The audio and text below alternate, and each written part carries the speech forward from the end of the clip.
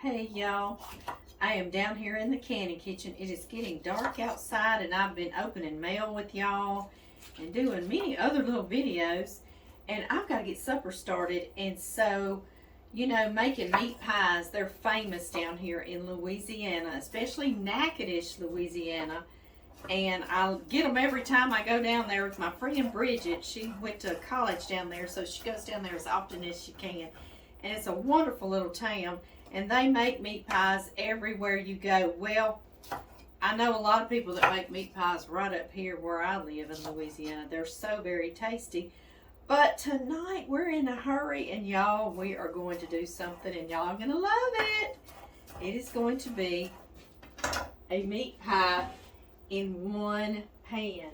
Yes, it is. It's going to have all those delicious flavors of a meat pie with the crust, but we just put it in one pan, and it was a fraction of the work, right? Yes. Maybe one time we'll make the real meat pies, but tonight we're going to do this and still enjoy the taste of them. So y'all stay with me. Let's get over here to the stove. I'm chopping an onion and some bell pepper right now, and we'll get this thing put together. Okay, y'all, first thing we're going to do is get us some ground beef browning.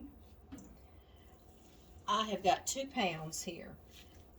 You can use 1 pound of ground beef and 1 pound of ground pork if you would like, and that is delicious too. But you know I live on a cattle farm, so we're just going to do 2 pounds ground beef.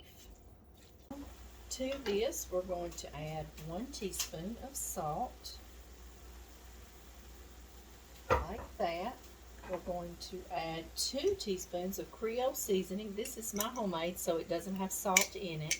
If you're using a store-bought, it's got enough salt probably, but I like to do a separate so then I know how much salt. Put 2 of these, and I will also put my recipe for the homemade. It has onion, garlic, parsley, thyme, oregano, smoked paprika.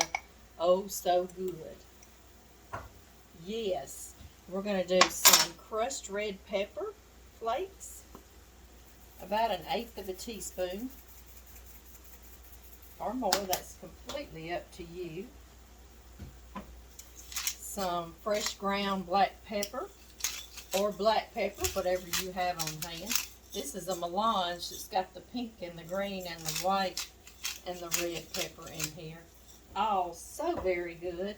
I've also got some bell pepper going in. Don't worry about the recipe, minced, because I will put it in the first comment, and I'm going to put it under the title on Facebook and in the description box on YouTube. About 1/2 cup of chopped green onions, the white and the green parts, and a small sweet onion. Mine happens to be Vidalia, but whatever, and that's about 1/2 cup or a small one. Whatever you've got on hand, you make it work. Okay, we're going to cook this down and let our vegetables get soft. Before I go this time, we're going to add some minced garlic. I love buying it in this little pre-minced container. I say that all the time, but I just was so excited when I saw this. About 1 to 2 teaspoons. And we're going to cook this. Oh, I wish y'all could smell it. It's already smelling like a meat pie. Yes, it is. So very good. But don't go away. We've got much more good stuff coming. And y'all, our veggies are softening nicely. And y'all, my ground beef had no fat in it. Okay, so like I have no moisture down in there. If you did, you just need to drain it out or spoon it out. Alright. I'm going to add 1/2 cup of all-purpose flour. This will be our thickening agent. Isn't that a beautiful little measure one of you sent me? I think so too. Little rooster. He's so cute. It's the Temptations, in case y'all are wondering. And I'm going to stir this in really well and let this cook for 1 minute just to get that raw flavor out of that flour. And I've got 1 cup of beef broth. If you don't have beef, you certainly could use chicken broth. It would be good as well. We're going to add in some Worcestershire sauce. You know they have so much flavor in here. About 1 tablespoon. Give or take, right? And then I'm adding hot sauce. Y'all know I love Louisiana or Tabasco or any hot sauce, whatever is your favorite. And you can add as much or as little as you want. I'm going to put about a teaspoon. Just a few little shakes just to make it spicy, right? Alright, now we're going to let this beef broth cook. And we're going to let it thicken for just a few minutes. Can y'all see how thick it is? This would be when you would make individual pies.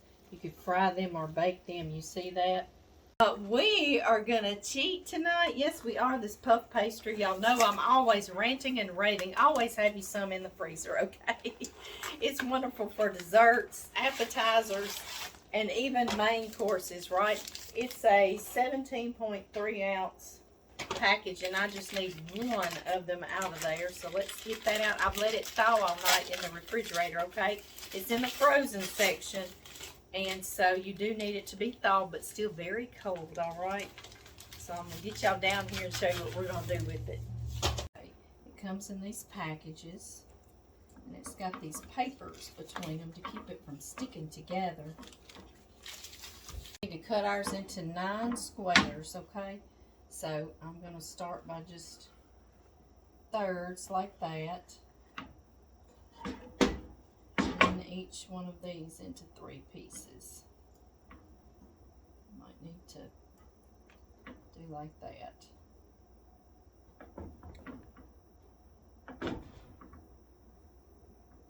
There we go. Now, beautiful. We've got these square pieces. And we're just going to begin laying them around. Kind of shingle-like. Of course, y'all probably don't want me roofing your home looking at this. Right? Right? I know it. Okay, y'all. Just however you want to do it. Kind of like that. I love puff pastry. Do y'all love puff pastry? I have an egg, a beaten egg. We're going to paint that on here so it'll help them brown and be beautiful.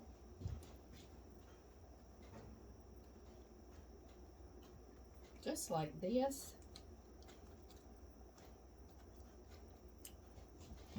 And I also have sea salt. Sea salt, flaky sea salt is so pretty atop here. Into the oven, 400 degrees Fahrenheit, for about 20 minutes. And I'll see y'all then.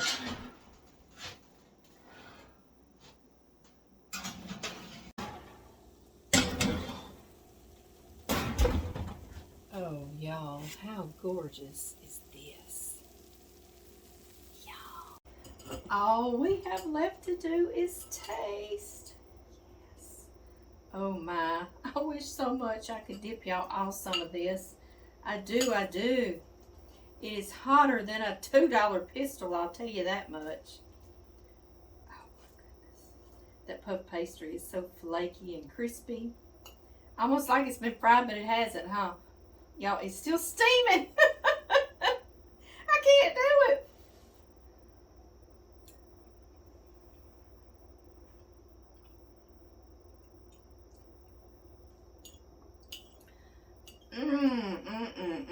All the flavors of a meat pie, hand pie, but a fraction of the fuss, right? I'm going to run this up to the house. John has come in out of the fields and the farm disking. Yes, he has, and I'm going to feed him this for supper. And I think I'm going to eat some too. Y'all, please share with me your memories of a meat pie, when you had it, where you had it, and if you've not got any memories of a meat pie, go make this one and make some memories. I'll see y'all next time. Bye-bye.